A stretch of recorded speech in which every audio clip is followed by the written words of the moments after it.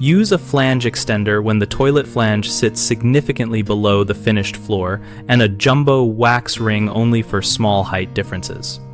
When the finished floor raises the bowl to seal height, assess the flange position precisely with a straight edge.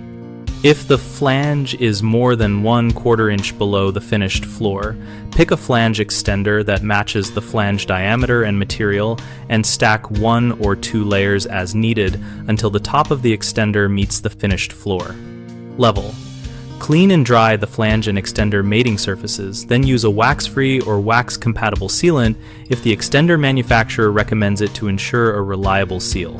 For minor gaps of 1/4 inch or less, a jumbo wax ring with a built-in polyethylene horn can compress to form a watertight seal without raising the flange. Tighten the toilet bolts evenly in a crisscross pattern to compress the ring, while avoiding over-tightening, which can crack the toilet base. If the closet bolts no longer reach through the extender, use extension bolts or longer bolts with matching nuts and washers, and make sure the toilet sits level on the floor with shims under the base as needed before final torque.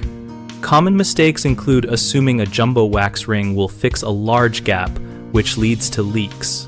If you see more than 1/4 inch of uncovered flange, use an extender or stack extenders and avoid relying on wax alone. Another issue is over-tightening bolts to stop wobble that cracks porcelain. Tighten slowly and use shims to level, then only snug bolts to manufacturer recommended feel. A third problem is not replacing corroded or short closet bolts after installing an extender, which prevents a secure mount.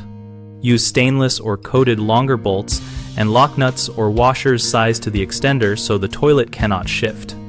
BigHomeProjects.com connects homeowners with local contractors and lets us post project details and read contractor profiles to make better hiring choices.